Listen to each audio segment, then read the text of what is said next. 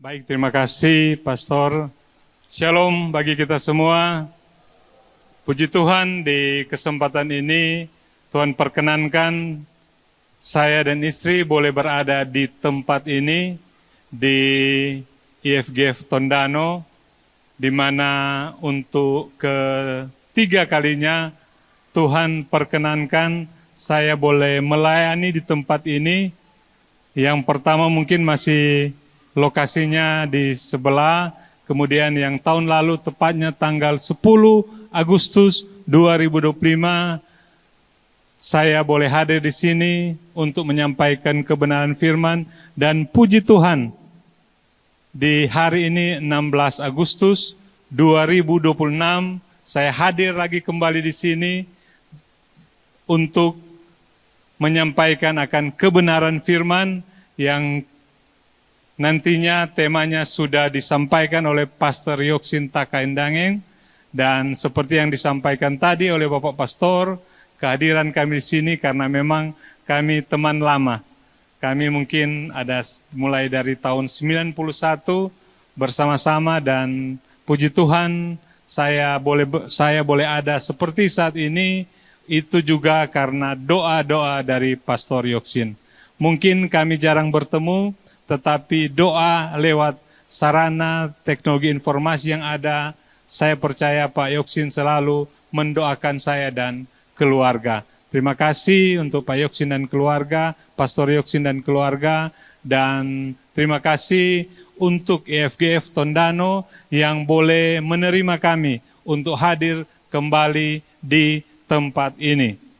Dalam ibadah saat ini, tentunya saya diberikan kesempatan, diberikan tema, yaitu kemerdekaan yang bertanggung jawab. Kemerdekaan yang bertanggung jawab. Tentunya tema ini diambil karena besok hari bangsa Indonesia boleh merayakan hari ulang tahun yang ke-81. Sejarah yang panjang, Indonesia boleh merdeka dari penjajahan, dan besok hari kita akan merayakan bersama, dan di tempat ini Tuhan boleh pakai saya secara pribadi dan kita semua boleh menghayati, merenungkan apa maksud dari kemerdekaan yang bertanggung jawab. Jemaat Tuhan yang menjadi nats utama dari perenungan kita, yaitu kita boleh baca dari Galatia pasal 5 ayat 1 dan Galatia pasal 5 ayatnya yang ke-15. Sekali lagi, Galatia pasal 5 ayat 1, firman Tuhan berkata demikian, supaya kita sungguh-sungguh merdeka. Kristus telah memerdekakan kita, karena itu berdirilah teguh, jangan mau lagi dikenakan kuk perhambaan. Ayatnya yang ke-13 berkata, saudara-saudara, memang kamu telah dipanggil untuk merdeka, tetapi janganlah kamu mempergunakan kemerdekaan itu sebagai kesempatan untuk kehidupan dalam dosa, melainkan layanilah seorang akan yang layanilah seorang akan yang lain oleh kasih. Dua ayat firman Tuhan yang akan kita renungkan yang menjadi nats utama dan akan dilengkapi oleh nats-nats lainnya yang tentunya sesuai dengan tema yang sudah disampaikan oleh Pastor Yoksin. Beberapa subtema yang bisa kita ambil. Yang pertama yaitu merdeka dari dosa. Yang kedua yaitu hidup bagi Tuhan. Terakhir, ditebus oleh darah Yesus. Jemaat Tuhan, saya percaya bahwa kita boleh ada di sini, kita boleh datang di sini bukan hanya menghadiri ibadah atau bukan karena rutinitas belaka, tetapi kita boleh datang di sini, kita boleh hadir di sini untuk berjumpa dengan Tuhan. Puji Tuhan, tentunya kita semua, torang semua sudah diberkati lewat pujian penyembahan tadi yang sudah disampaikan oleh para pemain musik, song leaders, WL yang luar biasa bagi kami, bagi kita semua. Dan saat ini kita akan mendengarkan, kita akan memahami apa itu kemerdekaan yang bertanggung jawab. Sebelum saya lanjut, saya tentunya minta kita semua untuk boleh berdiri dan menyampaikan merdeka 3 kali. Diundang berdiri, merdeka, merdeka, merdeka. Silakan duduk, terima kasih. Dalam perenungan kita di saat ini, kita akan diajak untuk memahami apa, bukan hanya merdeka kita sebagai bangsa, sebagai warga negara, tetapi kita juga merdeka secara rohani. Hari ini kita berbicara tentang kemerdekaan. Kemerdekaan, kalau istilah kemerdekaan sebagai bangsa, mungkin nanti besok kita akan memperingati di mana pada 17 Agustus 45 bangsa Indonesia boleh dimerdekakan lewat jeripaya dari para pahlawan, tentunya pengorbanan darah. Para pahlawan itu boleh merebut kemerdekaan sehingga torang bangsa Indonesia boleh terbebas dari penjajahan yang sudah sekian lama boleh ada di Indonesia. Dan tidak lagi diperintah oleh kuasa yang menindas, kita tidak lagi hidup sebagai budak. Tetapi saudaraku, seseorang bisa hidup di sebuah negara yang merdeka, namun sebenarnya hatinya belum merdeka. Sekali lagi, torang boleh hidup di negara Indonesia yang so merdeka sudah 80 tahun, tetapi sebenarnya hati mereka belum merdeka. Kenapa demikian? Karena ia masih terbelenggu dengan berbagai amarah, ia masih terbelenggu dengan berbagai dosa, masih terbelenggu dengan berbagai percabulan, masih terbelenggu dengan hal-hal yang tidak diinginkan oleh Tuhan. Ada jemaat yang mungkin mempunyai uang, mempunyai kedudukan, mempunyai pekerjaan yang layak, tetapi juga aktif dalam pelayanan, tetapi masih diperbudak oleh iri hati, masih diperbudak oleh kepahitan, masih diperbudak oleh kesombongan, masih diperbudak oleh cinta uang, dan masih suka bato atau masih suka diperbudak oleh sifat kebohongan. Itulah manusia, sehingga manusia membutuhkan kemerdekaan dari dalam. Artinya kita semua orang percaya membutuhkan kemerdekaan dalam yang berasal dari hati dan pikiran serta tindakan yang kita lakukan. Jemaat Tuhan, seseorang bebas. Izin slide yang kedua, seseorang bebas pergi kemana saja, tetapi ketika tersinggung, ia langsung menyimpan dendam. Sebagai manusia yang penuh dengan kedagingan, saya dan mungkin Bapak, Ibu, Saudara-saudara seringkali masih seperti itu, di mana dia sudah memproklamirkan bahwa dia bebas atau dia merdeka secara rohani, namun kalau mendengar perkataan orang yang menyinggung hatinya, dia masih marah dan tentunya orang tersebut masih menyimpan dendam. Artinya di sini bahwa tubuhnya memang bebas, tetapi hatinya masih diperbudak oleh amarah. Oleh dan sebab itu, seseorang boleh hidup di negara yang merdeka seperti Indonesia, tetapi hatinya masih diperbudak oleh dosa. Oleh dan sebab itu, kita bisa menghayati apa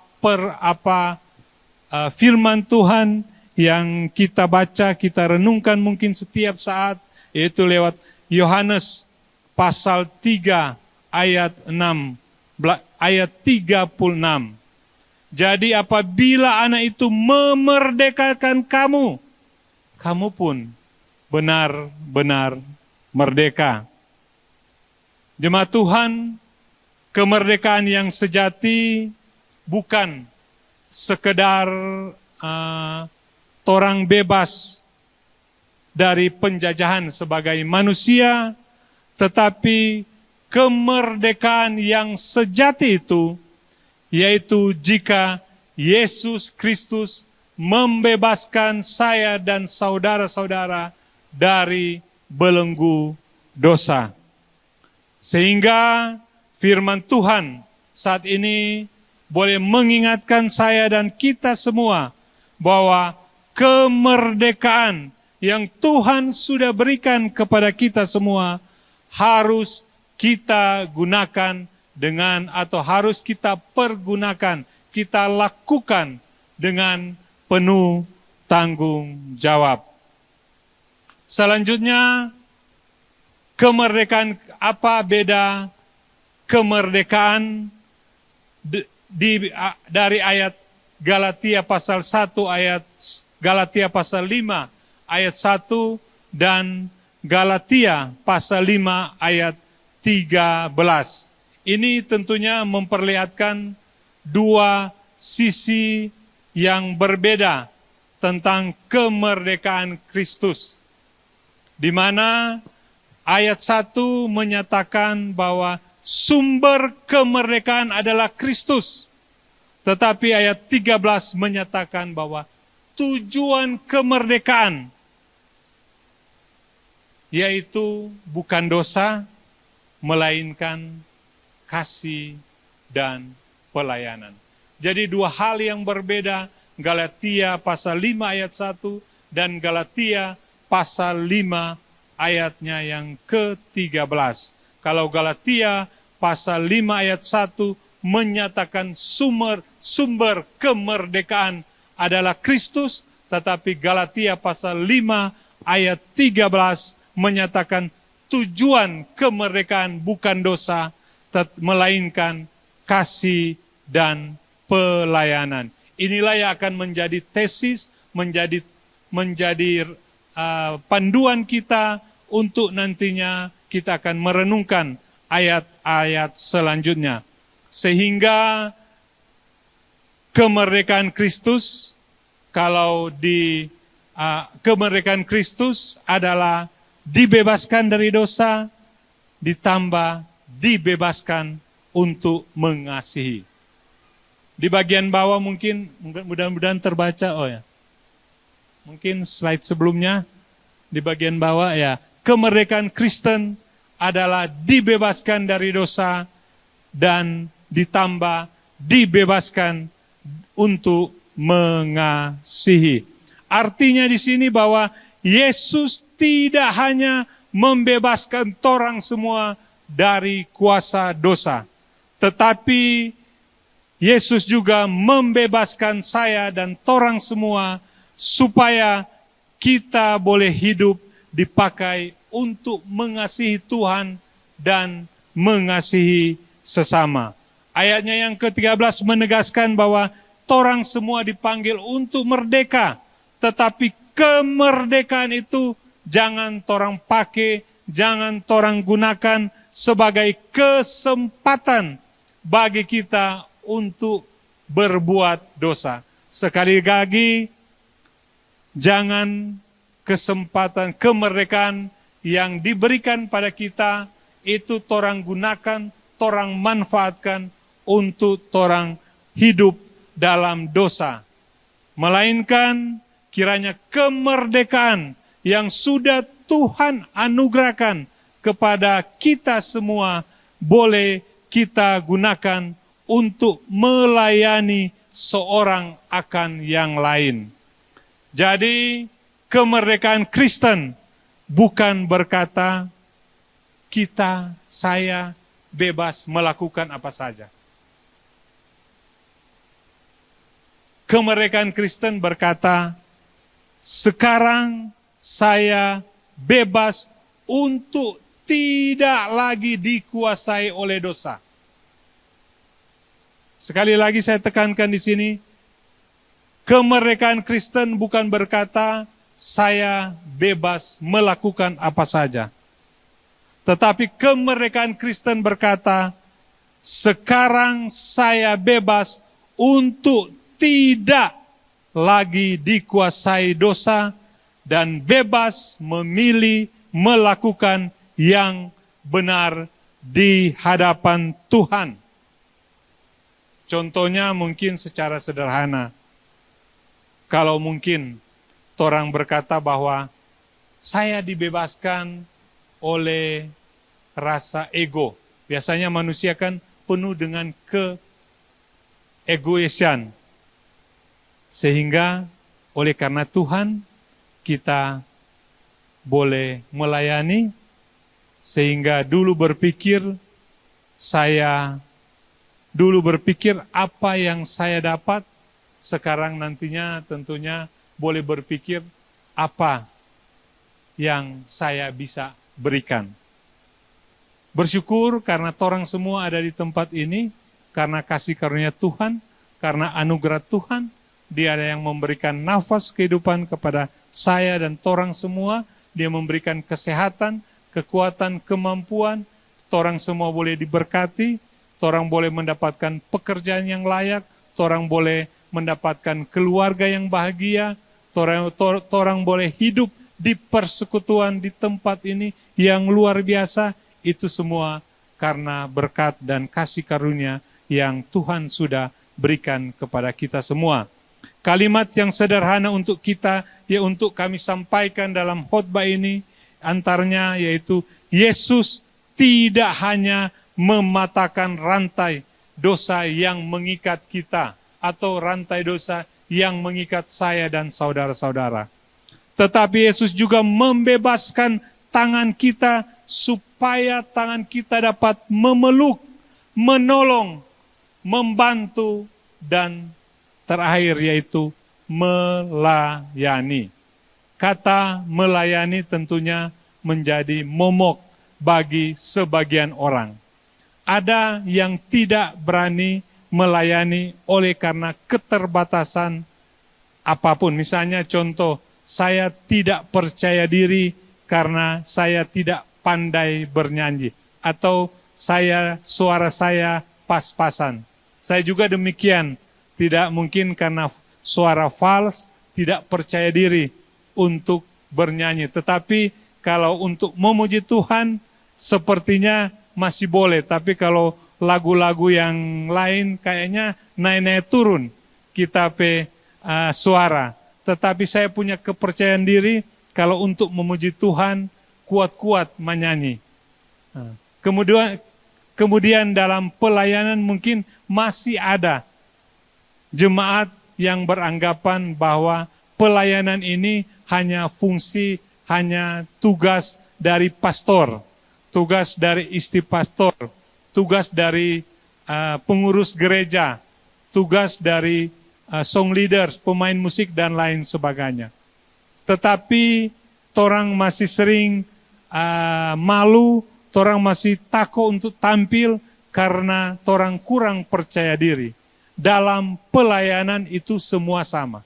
Apapun yang orang lakukan, apapun yang orang kerjakan.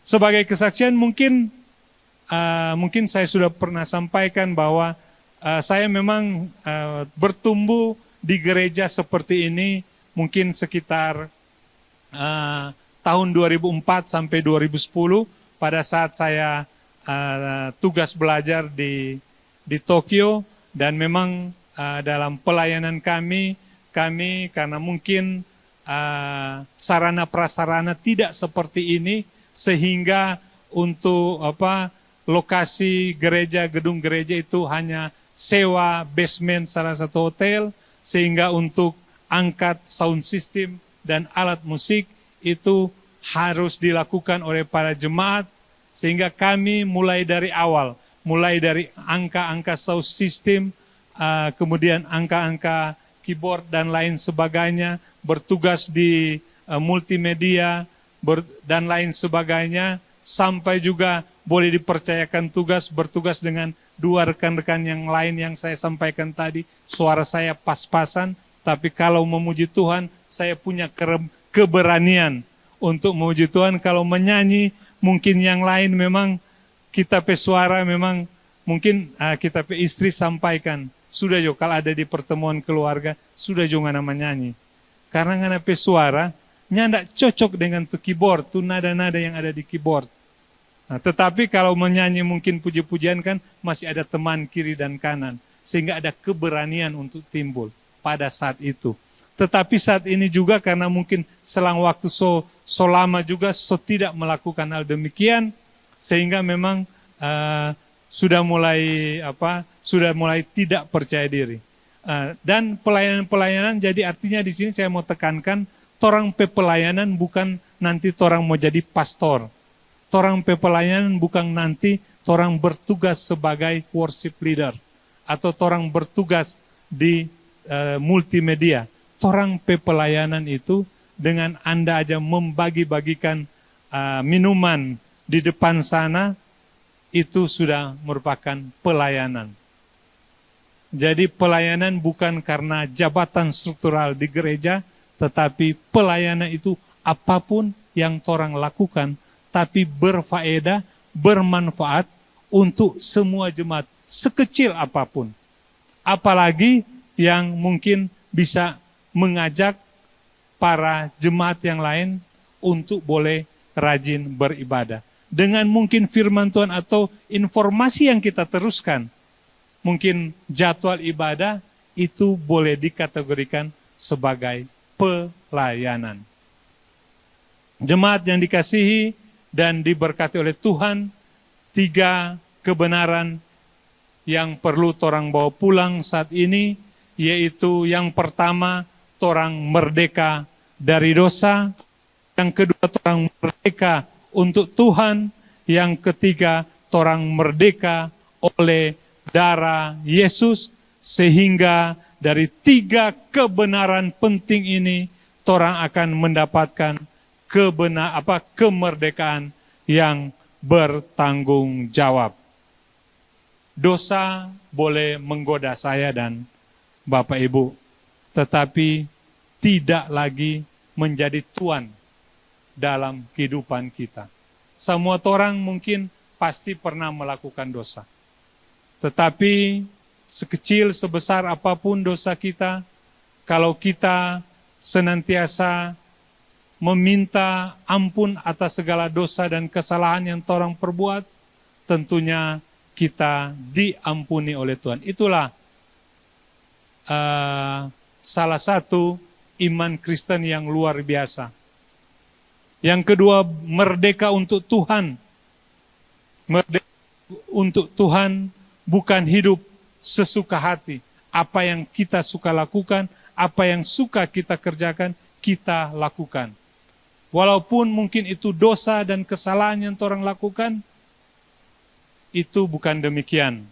Merdeka untuk Tuhan, yaitu hidup kita dikuasai oleh kebenaran firman Tuhan. Yang ketiga, merdeka oleh darah Yesus. Karena orang sudah dianugerahkan, sudah diberikan keselamatan yang gratis daripada Tuhan, yang kalau dihitung nominal harganya itu sangat mahal.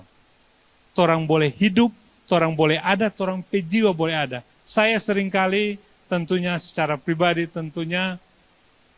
seringkali dalam hati saya tentunya saya berpikir, kalau jiwa saya tidak ada, artinya nama saya Royke, kalau Royke tidak ada di dunia ini, tentunya saya tidak bisa menikmati keindahan alam yang Tuhan ciptakan.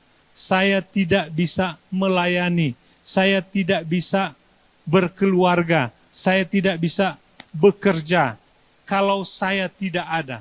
Sehingga coba Bapak Ibu, mungkin jemaat itu menghayati, torang sudah diberikan keselamatan dari Tuhan, torang sudah diberikan jiwa, torang sudah diberikan pribadi, torang sudah dilahirkan, misalnya atas nama Pastor Yoksin, atau atas nama Royke.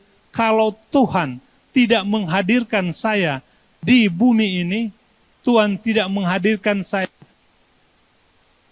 di Indonesia ataupun dimanapun tempat berada, jiwa saya atau pikiran saya tentunya, atau mata saya, suara saya, itu tidak bisa menikmati atau saya tidak bisa melayani, atau saya tidak bekerja. Tapi itu merupakan salah satu anugerah yang terus orang harus ingat, orang harus renungkan, sehingga pada saat orang nantinya ditawari oleh dosa, oleh orang-orang untuk melakukan dosa, orang kiranya ada penghalang bahwa orang so diselamatkan oleh Tuhan. Cara orang membalas itu, orang senantiasa berbuat baik dan orang senantiasa boleh menjauhi dosa dan kesalahan yang ditawarkan oleh dunia saat ini. Jemaat yang dikasihi dan diberkati oleh Tuhan, poin pertama yaitu merdeka dari dosa. Masalah terbesar orang sebagai manusia sebenarnya bukan karena orang nyanda ada doi, bukan karena keadaan ekonomi, bukan karena orang pe pekerjaan, orang pe karir naik-naik, bukan karena orang pe pendidikan, bukan karena orang pe bisnis yang mungkin belum belum mencapai keuntungan yang maksimal. Tetapi masalah yang terdalam orang sebagai manusia adalah dosa. D-O-S-A. Roma 3 ayat 23 berkata, karena semua orang telah berbuat dosa dan telah kehilangan kemuliaan Allah. Dosa bukan hanya perbuatan jahat yang besar, namun dosa adalah kehidupan yang berjalan tidak sesuai dengan kehendak Allah. Di tempat ini pasti semua jemaat sudah tahu apa itu dosa. Mana sudah mampu membedakan mana yang dosa, mana yang tidak dosa. Tetapi seringkali antara dosa dan tidak, orang seringkali masih kompromi. Oh ini kok umum dilakukan, general dilakukan oleh orang. Sehingga orang masih melakukan lebih condong ke melakukan dosa.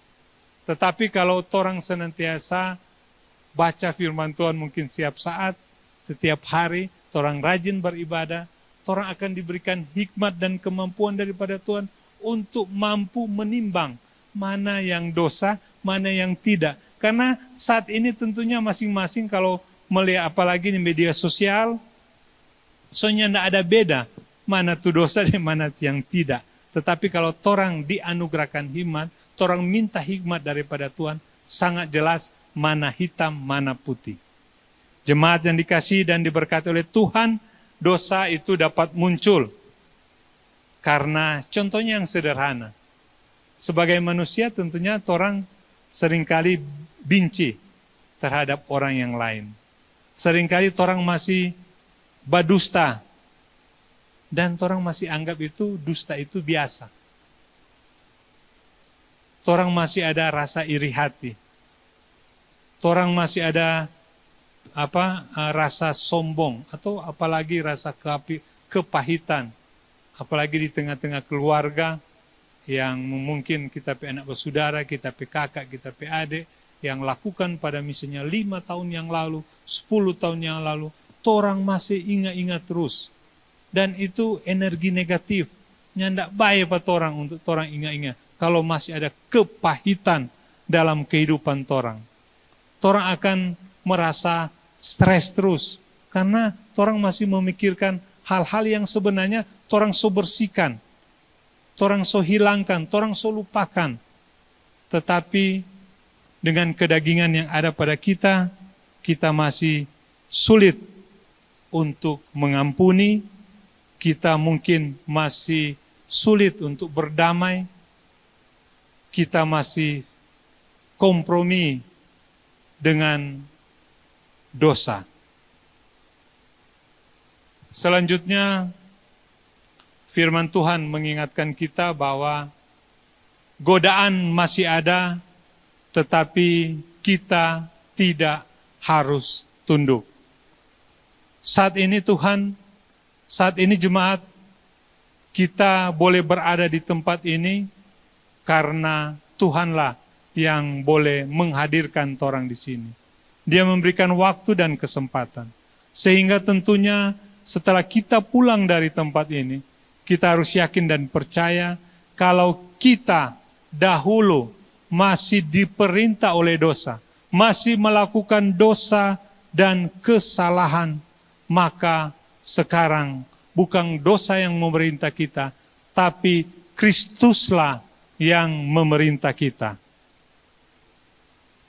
Sehingga apabila masih ada kebiasaan lama yang tadi saya sudah sebutkan, itu masih ada dalam hati, pikiran, atau tindak tanduk kita, atau perkataan kita yang masih mendukacitakan hati orang lain, tentunya kita boleh berubah. Sekarang orang boleh pindah di kota yang sebelahnya, yaitu kiranya orang memohon agar supaya senantiasa Roh Kudus memberi kuasa kepada kita untuk boleh terhindar dari dosa yang memerintah kita. Masa lalu tidak berhak menentukan masa depan. Sehingga amarah, kepahitan, kecanduan, ataupun kompromi kita dengan dosa, torang boleh hilangkan, torang boleh beralih menjadi, saat ini menjadi Kristus yang memerintah kita. Sehingga torang diusahakan jangan lagi kembali kepada penjara yang pintunya sudah dibuka oleh Yesus. Artinya di sini mungkin Bapak Ibu tentunya jemaat akan bingung memahami kalimat tersebut, tetapi di ayat-ayat selanjutnya, di slide-slide selanjutnya kita bisa memahami apa arti kalimat tersebut. Yang kedua, tentunya merdeka bukan berarti sesuka hati. Galatia 5 ayat 13 tadi sudah kita baca bahwa memang kamu telah dipanggil untuk merdeka, tetapi janganlah kamu mempergunakan kemerdekaan itu sebagai kesempatan untuk berbuat dosa. Inilah kesalahan orang sebagai manusia dalam memahami kebebasan. Dunia sering berkata, ini kita kehidupan. Kita bebas melakukan apapun yang kita mau. Tetapi, saudaraku, Alkitab mengajarkan sesuatu yang berbeda. Kemerdekaan Kristen bukan saya bebas melakukan apa saja. Kemerdekaan Kristen adalah sekarang saya bebas untuk melakukan apa yang berkenan kepada Allah. Sekali lagi, kemerdekaan Kristen adalah sekarang saya bebas melakukan apa yang berkenan kepada Allah. Ada perbedaan yang besar. Kalau orang memahami dari 1 Korintus 6 ayat 12. Segala sesuatu halal bagiku, tetapi bukan semuanya berguna. Segala sesuatu halal bagiku, tetapi aku tidak membiarkan diriku diperhamba oleh suatu apapun. Selanjutnya menjadi pertanyaan bagi kita. Sebelum orang berkata, saya bebas, orang boleh bertanya kepada orang, apakah kebebasan yang Tuhan berikan itu, kemudian orang melakukan hal tersebut itu berguna? Apakah pada saat orang ambil keputusan itu membangun iman kita? Apakah ini membawa saya lebih dekat dengan Yesus? Atau apakah keputusan ini menjadi berkat bagi keluarga, berkat bagi jemaat? Dan yang terakhir, apakah melalui tindakan ini nama Tuhan dipermuliakan? Yang paling terakhir tentunya yang torang bisa ambil menjadi dasar bagi torang bahwa torang mengambil tindakan itu untuk memuliakan nama Tuhan. Kebebasan tanpa tanggung jawab tentunya akan menimbulkan kehancuran. Bayangkan jika kalau torang mengendarai mobil, kemudian berkata saya bebas. Contohnya ada lampu merah, torang terobos. Kemudian nantinya di perempatan berikut ada mobil atau oto yang tabrak. Itu karena kebebasan tanpa batas. Tetapi itu kalau kita patuh terhadap rambu yang dibuat, maka kebebasan itu tidak menghancurkan diri kita sendiri dan kebebasan itu tidak menghancurkan orang lain. Selanjutnya, kemerdekaan itu menghasilkan pelayanan.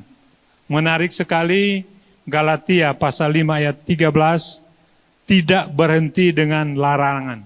Tetapi di situ Paulus berkata, melayani seorang akan yang lain oleh kasih. Artinya, orang yang benar-benar merdeka tidak lagi hidup hanya untuk DP diri. Tetapi orang yang benar-benar merdeka, dia juga hidup untuk melayani sesama. Sehingga sebelum torang mengenal Kristus, torang seringkali berkata, apa yang saya dapat? Tetapi setelah torang mengenal Kristus, torang biasanya berkata, apa yang dapat saya berikan? Sebelum torang mengenal Kristus, biasanya torang berkata, siapa yang akan melayani saya? Tetapi setelah torang mengenal Kristus, ternyata torang berkata, siapa yang dapat saya layani? Yang ketiga, sebelum torang mengenal Kristus, torang sering berkata, mengapa orang tidak memperhatikan saya? Tetapi setelah torang mengenal Kristus, tentunya torang harus bertanya, siapa yang membentukkan perhatian saya? Jemaat Tuhan, next slide yang terakhir, yaitu harga kemerdekaan yang sangat mahal. Setiap kemerdekaan tentunya mempunyai harga. Kemerdekaan suatu bangsa tidak datang dengan mudah. Ada pengorbanan, ada air mata, ada penderitaan, bahkan nyawa. Demikian pula dengan kemerdekaan rohani kita. Keselamatan kita gratis. Keselamatan kita torang terima gratis. Tetapi bukan keselamatan yang Tuhan berikan kepada torang itu murah. Ada harga yang sangat mahal yang telah dibayar. 1 Petrus pasalnya 1 ayat 18 hingga ayatnya yang ke-19 berkata, kamu telah ditebus bukan dengan barang yang fana, bukan pula dengan perak atau emas, melainkan dengan darah yang mahal, yaitu Yesus Kristus. Apa perbedaan antara harga kemerdekaan? Apa perbedaan antara istilah kemerdekaan bangsa dan kemerdekaan rohani? Kalau kemerdekaan rohani itu tidak torang bayar dengan emas perak, tetapi harganya itu berasal dari Yesus Kristus. Apa harga kemerdekaan secara bangsa? Mungkin itu harga kemerdekaan secara bangsa itu pahlawan-pahlawan kita yang telah gugur, yang mendahului kita, yang sudah merebut kemerdekaan kita dengan darah, bahkan nyawa, yang tentunya besok akan kita rayakan. Yang berikut yaitu slide, yaitu yang berjudul Pertukaran yang Agung. Jemaat yang dikasihi dan diberkati oleh Tuhan, di kayu salib Yesus mengambil hukuman yang seharusnya menjadi bagian dari torang. Tangan yang tidak pernah melakukan dosa dipaku. Kaki yang berjalan membawa kabar baik dipaku. Kepalanya dimahkotai duri. Tubuhnya disesah. Darahnya tercurah. Mengapa? Supaya torang orang berdosa boleh berpindah untuk sadar dan melakukan hal-hal yang benar. Yesus menerima hukuman. Yesus menerima hukuman supaya torang bisa menerima pengampunannya. Yesus menanggung kutuk supaya kita menerima berkat. Yesus mengalami kematian supaya kita memerdekakan, supaya kita memperoleh kehidupan. Yesus terikat bagi kita supaya torang semua dibebaskan.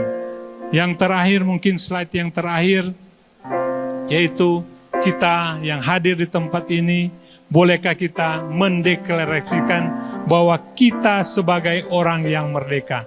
Yang pertama, coba orang sama-sama katakan seperti yang ada pada slide ini. Aku merdeka dari dosa. Aku hidup bagi Kristus. Aku ditebus oleh darah Yesus.